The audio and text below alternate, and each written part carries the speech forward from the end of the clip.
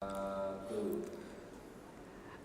العلم حي خالد بعد موته وأوصاله تحت التراب رميم وذو الجهل ميت وهو يمشي على الثرى يظن من الأحياء وهو عديم.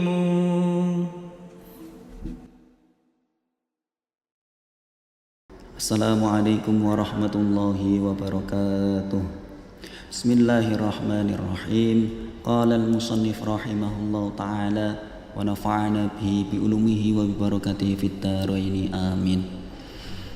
Akhul ilmi hayyun khalidun ba'da mautihi wa awsaluhu tahta turabi ramimu wa dhul jahli maytun wa huwa yamshi 'ala thara yudhannu minal ahya'i wa huwa atimun.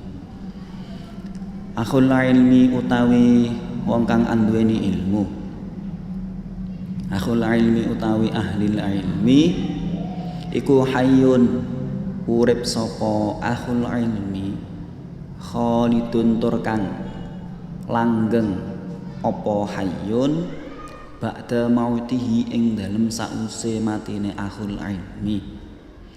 Wa ausaluhu halih utawi ros-rosane akhul ilmi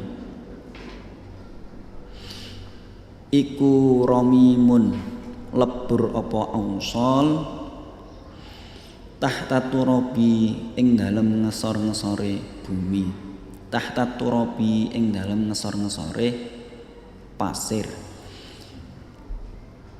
Wadul jahli utawi wong kang anduweni bodho iku mayyitun mayyit wa huwa halih utawi dzul jahli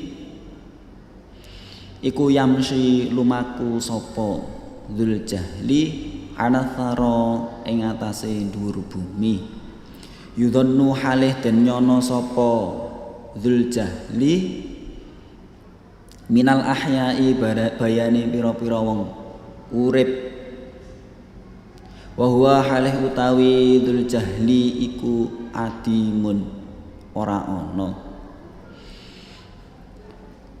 Adik-adikku dan sahabat Midar yang dirahmati oleh Allah Subhanahu wa taala,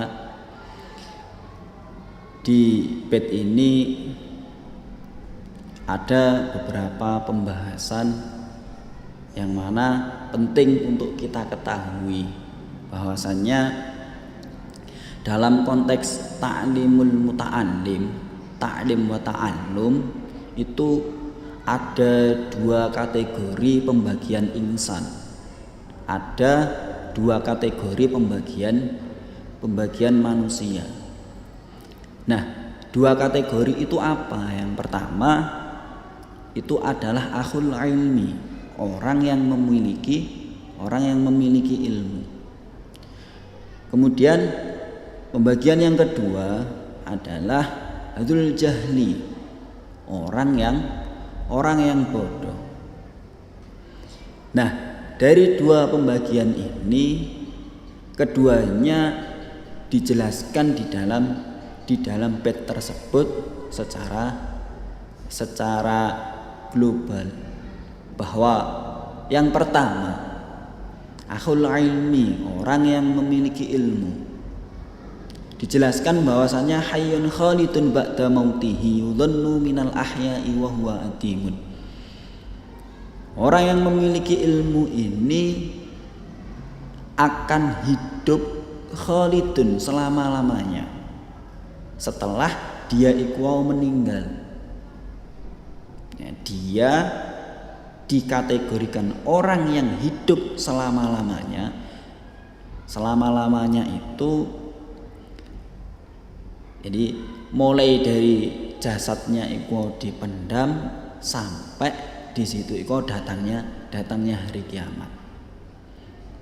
Wa awsaluhu tahta turabi ramimu, dan walaupun di situ itu ketika jasadnya iku telah dipendamkan di bumi, dan jasad tersebut iku dengan berjalannya waktu hancur, berada di bawah bumi, itu tidak akan berpengaruh sekali. Nah, kenapa kok seperti itu? Karena kalau kita tahu kategori tubuh kita secara umum itu ada dua pembagian, di mana pembagian yang pertama ini dikategorikan sebagai jasadi, anggota tubuh bagian luar jasad kita.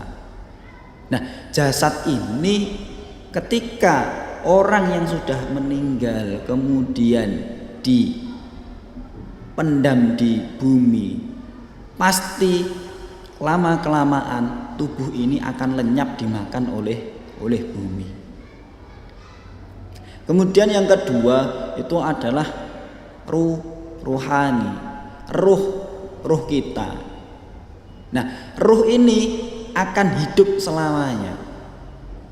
Nah, ketika ruh ini bisa dikenang di dunia dan sampai kelak nanti di akhirat, maka ruh ini harus ada suatu bentuk nilainya. Dikatakan di situ itu bahwa nilainya ruh ini adalah ketika dia membawa ilmu, memiliki ilmu.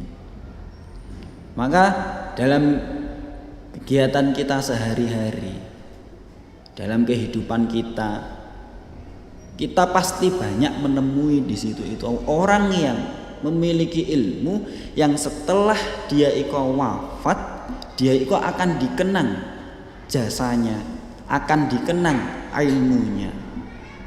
Banyak contoh di sana. Salah satunya adalah yang jelas Nabi kita Muhammad Sallallahu Alaihi Wasallam. Beliau sudah wafat beribu-ribu tahun yang lalu. Tapi apa kenyataannya? Kita lihat bahwa sampai saat ini, sampai detik ini, bahkan ila yaumil ma'ad, kelak sampai hari kiamat, namanya akan tetap harum. Namanya akan tetap dikenang, namanya akan tetap disebut. Banyak lagi contoh, semisal pahlawan kita di daerah kita pun ada yang namanya Presiden Soekarno. Kita lihat betapa besar jasa beliau dengan ilmu yang beliau bawa. Beliau sudah meninggal berpuluh-puluh tahun yang lalu, tapi sampai saat ini namanya tetap dikenang, digunakan sebagai jalan, digunakan sebagai nama brand.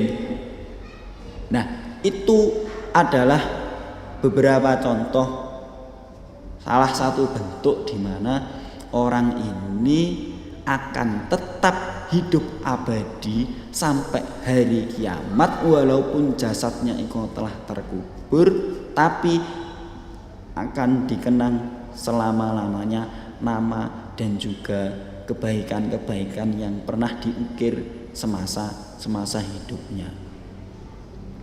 Kemudian pembagian yang kedua itu adalah orang yang wadzul jahli, orang yang bodoh. Nah, orang yang bodoh itu siapa? Maitun wa huwa yamsi ala sara yudhannu minal ahya'i wa huwa atimun. Dia itu ibarat seperti halnya mayit. Nah, kalau kita tahu mayit itu ya tidak ada bentuk kemanfaatan sama sekali. Kita lihat ketika di dekat kita ada orang yang meninggal, kita lihat mayit tersebut apakah bisa mandi sendiri, apakah bisa memakai baju sendiri, apakah bisa sholat sendiri, apakah bisa pergi ke liang lahat sendiri. Pastinya tidak. Di situ dia dikafani, dia dimandikan, kemudian dia iko memakai baju, dia iko dikafani. Sholat juga nggak bisa dia iko disolati. Dan menuju ke peristirahatan terakhir, dia iko juga diantar oleh orang-orang yang masih ada di dunia. Nah, itu gambarannya sebagai seorang mayit. Lah, di situ itu diibaratkan ketika wahwa yamti ala tharo, ketika orang yang bodoh itu berjalan di atas bumi. Nah, orang ini disangka yudhannu minal ahya'i wa huwa adimun, keberadaannya, kehidupannya itu tidak dianggap ada, tidak dianggap hadir. Makanya kenapa kok ketika kita lihat di kehidupan kita ini, kalau murid-murid MI Darussalam, adik-adikku dan sahabat MI Darussalam, ini nggak mungkin, pastinya kami yakin bahwasanya Bapak Ibu guru untuk anak-anak ini pasti adalah kategori golongan yang ahlul ilmi. Ya, ini orang-orang yang ada di luar sana, kita contohkan. Kita lihat orang-orang yang ada di luar sana itu ketika disifati dengan dzul jahli, pasti di situ itu tidak akan berguna bagi dirinya sendiri dan juga bagi orang lain. Sebagai contoh bukti yang nyata, ketika orang ini semisal melamar pekerjaan, dengan dia itu tidak membawa keahlian, dengan dia itu tidak membawa ilmu, apakah dia itu bisa diterima? Apakah dia itu bisa dijadikan sebagai tim? Pastinya tidak akan bisa. Nah, itu adalah bentuk sifat-sifat daripada orang yang bodoh.